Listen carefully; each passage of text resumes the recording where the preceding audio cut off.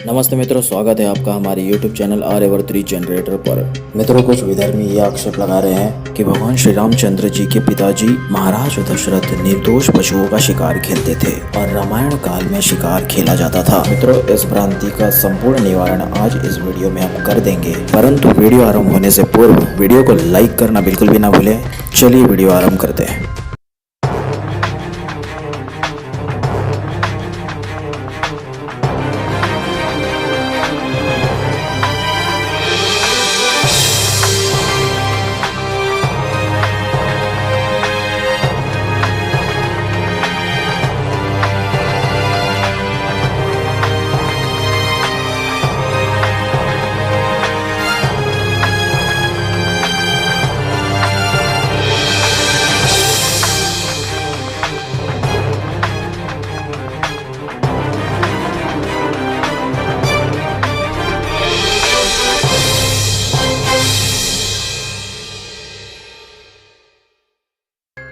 मित्रों, वाल्मीकि रामायण में ये कथा इस प्रकार है। जब दशरथ जी अपने अंतिम समय में होते हैं तो वे इस घटना को कौशल्या जी से बताते हैं। दोस्तों, वहाँ पर कथा इस प्रकार होती है कि रघुकुल में उत्पन्न महाराज दशरथ जी जब राजकुमार होते हैं, ये उस काल की बात है जब उनका विवाह भी नहीं होता है। तब वे शब्द भेदी बाण चलाने में कुशल धनुर्धर होते हैं। एक बार वर्षा ऋतु में वे सरयू नदी के तट पर धनुर्वेद का अभ्यास करने के लिए जाते हैं। वे सोचते हैं कि कोई मदमत हाथी बाघ आदि आएगा तो उसका वध करूंगा, जिससे कि प्रजा की रक्षा हो, क्योंकि हिंसक पशु प्रजा को कष्ट देते हैं और प्रजा को उनसे खतरा होता है। तो मित्रों, जब महाराज दशरथ वन में प्रवेश करते होते हैं तो उस समय वन में अंधकार छाया रहता है और वहां उन्हें नदी से आवाज आती है। वह आवाज उनको सुनने से ऐसा लग रहा था मानो जंगली हाथी अपने सूंड से जल खींच रहा हो। तो उन्होंने शब्द की दिशा में शब्द का अनुमान करके अपना बाण चला दिया और इसी प्रकार बाण मुनि कुमार को लग जाता है। मुनि कुमार को बाण लगते ही वे धरती पर गिर पड़ते हैं और तुरंत बोलते हैं कि मुझे किसने अकारण मारा। फिर दशरथ जी को जब ये शब्द सुनाई दिए तो उन्हें बहुत ग्लानि हुई। वे मुनि कुमार के पास दौड़ते हुए जाते हैं और बहुत दुखी होकर उन्हें देखकर मुनि कुमार उनसे मारने का कारण पूछते हैं। वे कहते हैं, मेरे माता पिता अंधे हैं, और उन्हें जल पिलाने के लिए बोलकर अपने शरीर से तीर निकाल देने के लिए कहते हैं। फिर इसी दौरान छटपटाते हुए वे अपने प्राणों को त्याग देते हैं। फिर दशरथ जी का उनके माता पिता को जल पिलाने के लिए वहां जाना, वहां पर उनके माता पिता उन्हें मुनि कुमार समझकर कि उनसे कारण पूछते हैं देर क्यों आए, तो दशरथ जी पूरी घटना बता देते हैं। फिर वे दोनों मुनि कुमार के माता पिता दशरथ जी को वहां ले जाने को कहते हैं। वहां मुनि कुमार का मृत शरीर पड़ा हुआ होता है। वे वहां जाकर बहुत रोते हैं। मुनि कुमार को जलांजलि देने के पश्चात दशरथ जी को श्राप देते हैं, जैसे हमने पुत्र वियोग में प्राण त्यागा है वैसे ही तुम भी त्यागोगे, फिर मृत्यु को प्राप्त हो जाते हैं। ये सारी घटना हमने रामायण से आपको संक्षेप में बता दिया। फिर इसी कथा में आगे आप पढ़ेंगे कि मुनि कुमार को उनके माता पिता जलांजलि देने वाले होते हैं तो वह दिव्य शरीर के साथ प्रकट होकर उनसे कुछ समय तक बात करते हैं। तत्पश्चात विमान पर बैठकर स्वर्ग लोक को चले जाते हैं। ये बात वेद विरुद्ध और सृष्टि विरुद्ध होने से अप्रामाणिक है, बाद में प्रक्षिप्त किया गया है। ये सामान्य तर्क से भी विरुद्ध है, क्योंकि अगर उनके अपने माता पिता से इस प्रकार दिव्य शरीर में वार्ता होता तो वे पुत्र वियोग में कदापि प्राण न त्यागते, किंतु वे प्रसन्न होते कि मेरे पुत्र को इतनी बड़ी उपलब्धि प्राप्त हुई है। इससे ये सारी घटना प्रक्षिप्त है, ये सिद्ध होता है। मित्रों, ये सारी घटना हमने आपको रामायण ग्रंथ से संक्षेप में बतला दिया। मित्रों, अब हम आक्षेपकर्ताओं के द्वारा लगाए गए आक्षेप, क्या महाराज दशरथ शिकार खेलते थे, इस आक्षेप का खंडन करेंगे। वाल्मीकि रामायण अयोध्या कांड, सर्ग 63, गीता प्रेस गोरखपुर। ये श्लोक देखिए, तस्मिन्निति सुखे काले धनुष्मानी शुमान रथी व्यायाम कृत संकल्पः सरयू मन वगाम नदीम।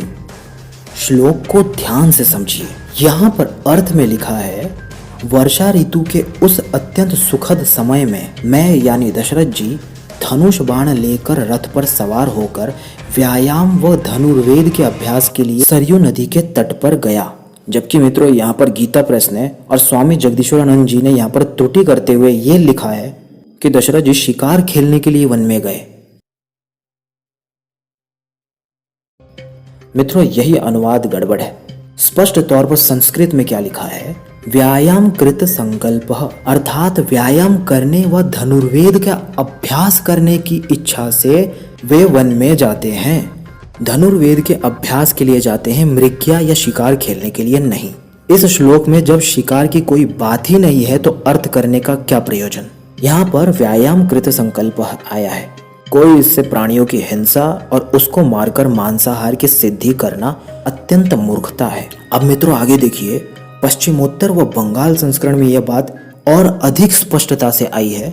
यहाँ देखिए, इस श्लोक में पूर्ण स्पष्ट रूप से लिखा है कि दशरथ जी धनुर्वेद के शब्द भेदी बाण का अभ्यास करने के लिए ही वन में आए थे। अतः शिकार खेलने वाली बात गीता प्रेस और अन्य रामायणों में अर्थ का अनर्थ करके लिखा गया है। अब आगे अयोध्या कांड सर्ग 63 के 21वें श्लोक को देखिए। निपाने महिषम रात्रौ गजम वाभ्यागतम नदीम अन्यम वा श्वापदम कंचिजि खाम सुरत जितेंद्रिया। यहाँ गीता प्रेस में महिष, गज, मृग तथा श्वापद इन चार का अनुमान लगाया है। यहाँ अगर हम सामान्य अर्थ लेकर देखेंगे तो महिष, गज, मृग ये तो अहिंसक है, जबकि श्वापद अर्थात बाघ हिंसक जानवर है। तब इनकी परस्पर संगति नहीं बैठती है, इनका ऑर्डर बिगड़ जाता है, प्रकरण अनुकूल अर्थ नहीं लगता। इस कारण इन चारों को भी हिंसक मानना पड़ेगा। महेश से जंगली भैंसा जो कि उपद्रवी होता ही है, नगर इत्यादि को तहस नहस करता है। जंगली हाथी भी मदोन्मत्त होता है। परंतु यहाँ पर मृग यानी हिरण अर्थ संदेहजनक है, क्योंकि हिरण उपद्रवकारी नहीं माना जा सकता। तब मृग का अर्थ शेर मानना ही प्रकरण अनुकूल होगा। इससे ये सिद्ध हुआ कि दशरथ जी इन उपद्रवी व हिंसक जानवरों को मारने के विषय में सोच रहे थे, और इसी प्रकार सोचते हुए श्लोक में अपने आप को अजितेंद्रिय कह रहे हैं, क्योंकि उन्होंने बिना वास्तविकता का अनुभव किए ही उन्होंने मुनि कुमार पर तीर चला दिया था। इसे स्पष्ट पता चलता है कि शिकार खेलना उस समय प्रचलित नहीं था, क्योंकि धनुर्वेद में लक्ष्य वेधने की कला सिखाया जाता है, किसी निर्दोष अहिंसक प्राणी की हिंसा करने से नहीं। जो प्राणी हिंसक व उपद्रवी होते हैं, जो जन सामान्य के लिए संकट पैदा कर रहे होते हैं, उन्हें ही मारने का रामायण काल में अधिकार था। दशरथ जी ने जो महाभूल की थी, जिसकी वजह से बाण मुनि कुमार को लग गया, इसी कारण से स्वयं को इस श्लोक में अवगुणी बता रहे हैं। अब ये बंगाल पाठ में ये श्लोक देखिए किस प्रकार से है, और ये पश्चिमोत्तर संस्करण में इस प्रकार से आया है। यहाँ पर जंगली हाथी की बात आई है। जंगली हाथी उत्पात ही मचाते हैं, अतः हाथी, महिष और बाघ जैसे हिंसक प्राणियों के होते मृग का अर्थ भी हिंसक लेना ही तर्कसंगत व प्रकरण अनुकूल है।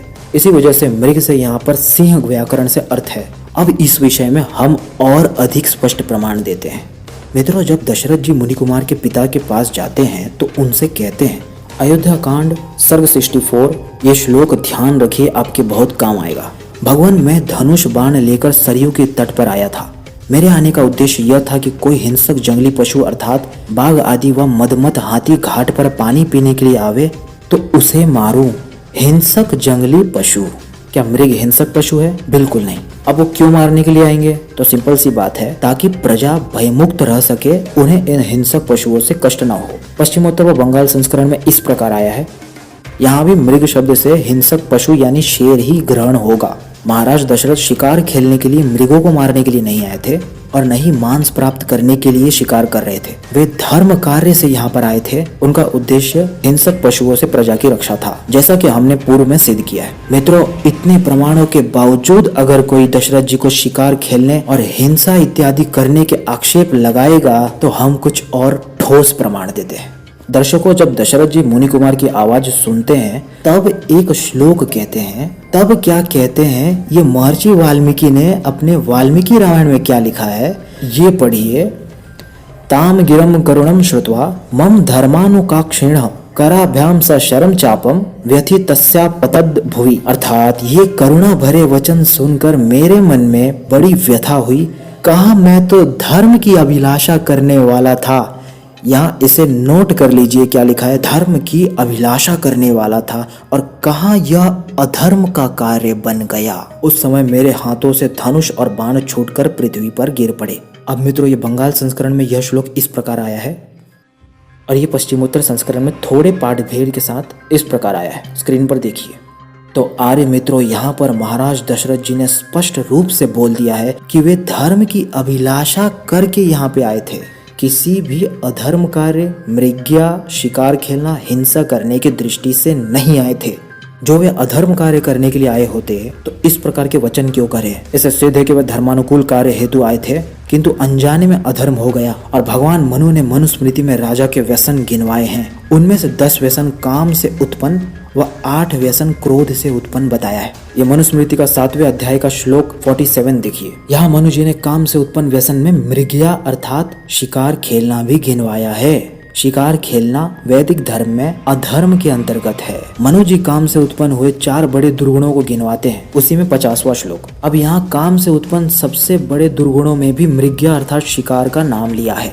और इस पूर्व के श्लोक में मनु जी ने काम व क्रोध से उत्पन्न दुर्गुणों को धारण करते राजा की क्या गति होती है इस विषय में लिखा है। जो राजा कामज व्यसन से युक्त होता है वह अर्थ अर्थात राज्य धनादि व धर्म से रहित हो जाता है, तथा जो क्रोधज व्यसन से युक्त होता है वह शरीर से भी रहित हो जाता है। अब जब वाल्मीकि रामायण को हम पढ़ते हैं तो वहाँ दशरथ जी ये कह रहे हैं कि वे धर्म की अभिलाषा करने वाले थे, अर्थात धर्मानुकूल कार्य करने आए थे। और रामायण काल में भी मनु महाराज का संविधान चलता था। मनु महाराज का पूरा ग्रंथ वेदानुकूल है, प्रक्षिप्त श्लोकों को छोड़कर, तथा महाराज दशरथ स्वयं धर्म पालक थे, चारों वेदों के अनुकूल कार्य करते थे। उन पर ऐसे मिथ्या आक्षेप इन गीता प्रेस इत्यादि प्रकाशन ने लगाए हैं। आज के बाद कोई भी माई का लाल महाराज दशरथ के चरित्र पर प्रश्न नहीं खड़ा कर सकता। सभी साक्ष्य और प्रमाणों के आधार पर हमने ये वीडियो में सिद्ध कर दिया है। मित्रों, जो भी ये वीडियो देख रहे हैं, इस वीडियो को प्रत्येक समूह, प्रत्येक ग्रुप और सभी जगह फैला दीजिए ताकि प्रत्येक सनातन वैदिक धर्मी तक ये वीडियो पहुंच जाए। वीडियो को लाइक कीजिए, चैनल को सब्सक्राइब कीजिए और अन्य समस्त लोगों से भी चैनल को सब्सक्राइब करवाइए। सत्य का प्रचार करना ये आपका काम है। सनातन वैदिक धर्म के सच्चे इतिहास रामायण पर ऐसे ही भ्रांति निवारण सीरीज चलती रहेंगी, इसलिए अपने ज्ञान में वृद्धि करने के साथ साथ औरों की भी ज्ञान में वृद्धि करवाएं। तो मिलते हैं जल्द किसी नई वीडियो के साथ,